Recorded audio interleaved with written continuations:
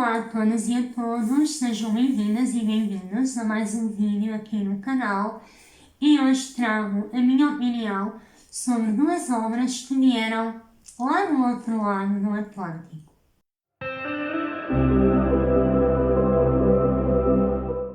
E a primeira obra da qual vos vou falar, eu li em e-book, portanto vou deixar alguns aqui a capinha do livro. Estou a falar de A Natureza da Mordida, de Carla Madeira. Carla Madeira, que foi uma autora que eu descobri muito recentemente. Eu já tinha ouvido uns zunzuns sobre uma obra que foi bastante polémica na altura em que saiu cá em Portugal, o Tudo é Rio. E a sensação que eu fiquei é que esta autora ou é amada ou é odiada, entre aspas. E isso deixou-me ali com a pulga atrás da orelha, porque eu gosto sempre destas opiniões disruptivas, e então, quando surgiu a oportunidade, eu decidi começar a ler a obra desta autora e não comecei propositadamente pelo Tudo é Rio. Aliás, acho que será essa a última obra que eu vou ler da autora. E a primeira que eu li foi então esta Natureza da Mordida e eu adorei. Posso dizer, já tenho aqui uma nova autora preferida. E o que é que nós temos aqui então? Nós temos aqui a história de duas mulheres. A Olivia, que é uma jornalista que está ali na casa dos 30, e a Bia, que é uma psicanalista reformada, já idosa e com princípios de demência. E cria-se entre estas duas personagens, entre estas duas mulheres, uma amizade improvável. Uma amizade que depois vai se ver e percebe-se que estas duas mulheres não se encontraram por acaso, porque no fundo estas duas mulheres têm aqui uma história de vida similar no que diz respeito ao abandono e à perda. E este livro gira muito em torno deste tema, por um lado do abandono e por outro lado do não ter respostas para. Quer a Bia, quer a Olivia, de forma diferente, muito diferente, em determinada altura das suas vidas, perderam pessoas que se foram embora sem uma justificação, sem lhes dizerem o real porquê, o real motivo para terem saído das suas vidas. Eu não vou dizer quem, porque o interessante é depois descobrirem à medida que vão lendo a obra. Mas este marco na vida de uma e de outra é algo que lhes vai deixar feridas profundas que as vão acompanhar para o resto da vida, no caso da Bia, que já é mais velha. E se há coisa que magoa, se há coisa que tira o sono, é o não saber. Nós seres humanos, temos esta necessidade de um porquê. De saber porque é que as coisas aconteceram. Principalmente se alguém nos deixa, se alguém que até determinada altura era tudo na nossa vida e para quem nós supostamente éramos tudo, e de um dia para o outro vai embora ou nos manda embora sem uma justificação. Instalando-se um silêncio e um não saber que é quase como se fosse um abismo. E muitas vezes esse abismo, é o estar continuamente a matutar sobre isso, que depois nos leva a situações de depressão, de ansiedade, de tristeza profunda, que é o que acontece também a estas mulheres. este não saber porquê vai atormentá-las e é tema de conversa entre as duas e é muito bonito ver como esta amizade quase que vai servir para elas fazerem a catarse desta dor, para elas em conversa tentarem perceber ou encontrar uma justificação para aquilo que lhes aconteceu, sendo que essa justificação acaba por não existir. Mas quando há alguém com quem a possamos partilhar, quando há alguém que tenha uma dor comum à nossa, parece que o processo se torna mais leve, menos triste, menos solitário. E é o que acontece nesta amizade improvável. Eu gostei muito deste livro, por isso também. Depois também é abordado aqui o tema da demência na personagem Bia. E o quanto isso tira a qualidade de vida, não é? O quanto isso é um golpe duro do destino e da vida. E é muito curioso porque, apesar de a Bia se esquecer de muitas coisas, ela nunca, até ao último dia, ela nunca se esquece do que aconteceu. E depois também temos aqui uma terceira personagem, que é a filha da Bia, que também não sabe esse porquê, porque é que a mãe foi abandonada por quem foi, e isso também a consome, e isso também, de certa forma, vai aqui desgastar a relação dela com a mãe. Ou seja, quando não há um porquê, tudo à volta parece que se vai desmoronando. E é uma obra que nos faz muito refletir sobre isso, sobre as atitudes não explicadas, sobre quem se vai embora sem dizer porquê, sobre a dúvida que nos mata, que nos vai matando aos bocadinhos, porque a minha avó costumava dizer uma frase que eu me lembro muitas vezes e me lembrei durante todo o tempo em que estava a ler esta obra, que é: mais vale uma dura verdade do que uma doce mentira. Ou seja, mais vale a pessoa saber o porquê, mesmo que seja algo terrível, do que viver na dúvida, do que viver no não saber. Porque não saber é terreno fértil para o abismo. E nós podemos ver isto na vida destas duas mulheres. Eu gostei imenso desta obra. Quero muito continuar a ler Carla Madeira. Gostei muito da forma como ela escreve. É uma escrita que tem tanto de simples como de poético, ali um bocadinho poético, digamos, mas gostei imenso. E fica aqui a minha partilha e a minha sugestão. A segunda obra que eu quero partilhar convosco é A Resistência, de Julian Fuchs, este autor brasileiro com raízes argentinas, daí o nome, que foi prémio José Saramago em 2017. Acho que o nome diz tudo, A Resistência. Nós temos então aqui a história de uma família narrada na primeira pessoa, o nosso narrador. Eu atrevo-me a dizer que talvez possamos ter aqui quase como que uma biografia, uma autobiografia ficcionada, mas isso sou eu, ok? E eu já há muito que tinha esta obra na minha lista de leituras, desde que eu ouvi a Ana Lopes a falar dela. Já há muito tempo que ela falou da obra no canal dela, no Salão dos Meus Livros, e eu fiquei logo ali com o meu ouvido apurado e fui logo pesquisar e adicionei à minha wishlist, e finalmente chegou a hora de a ler e eu gostei imenso, muito mesmo. Então nós temos aqui uma história contada pelo nosso narrador,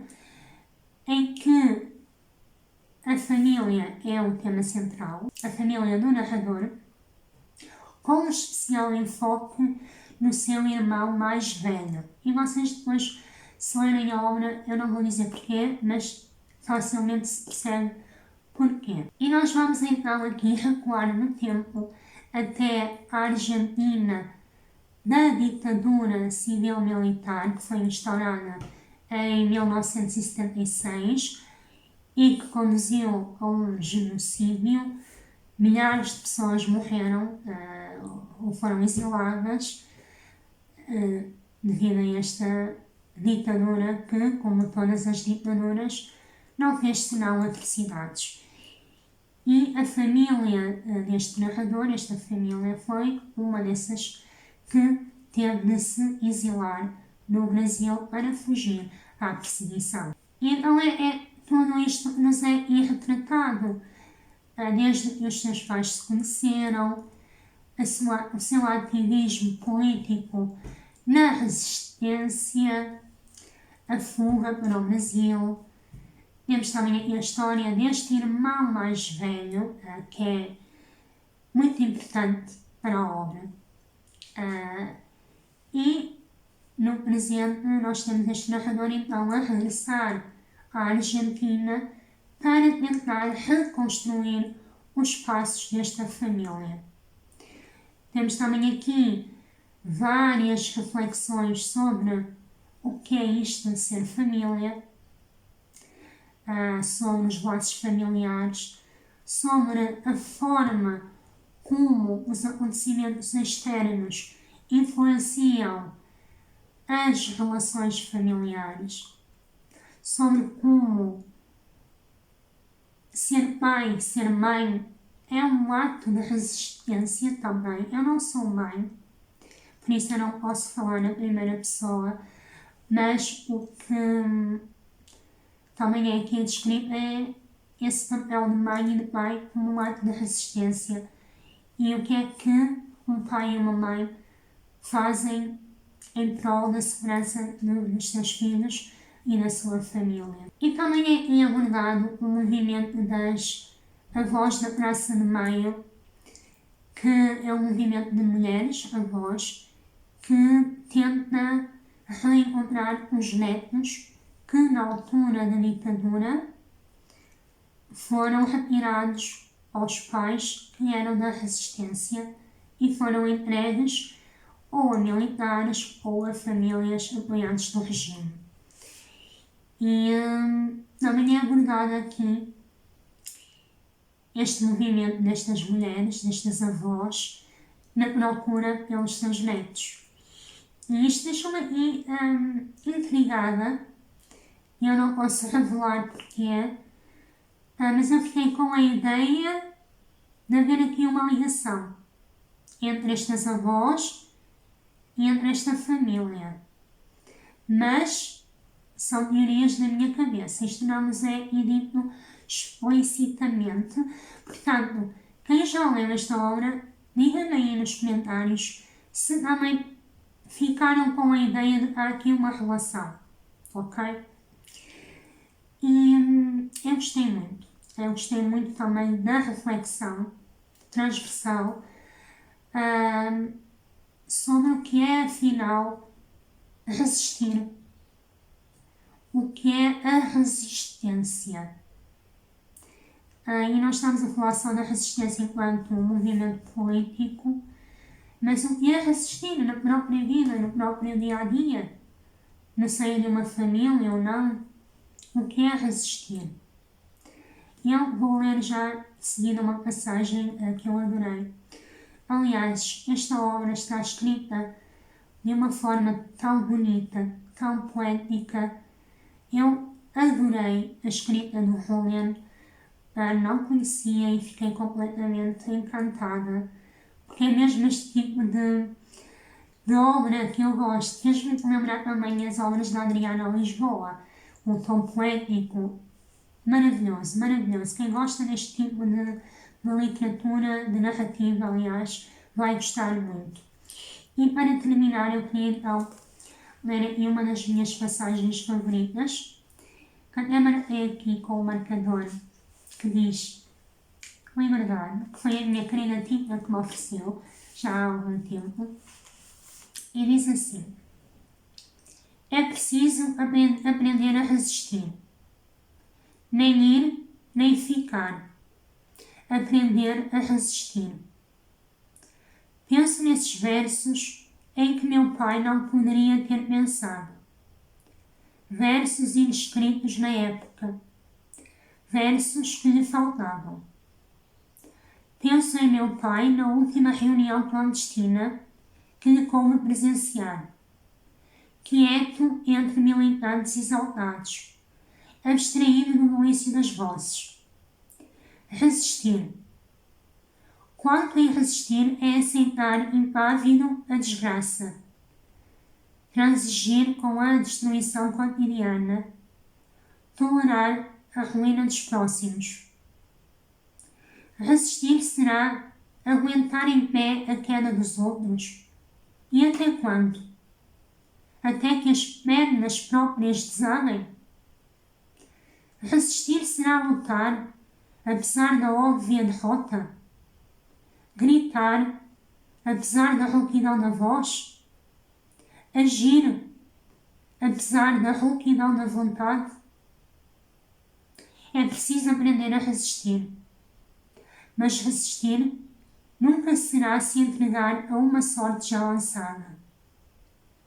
Nunca será se curvar a um futuro inevitável. Quanto no aprender a resistir, não será aprender a perguntar-se.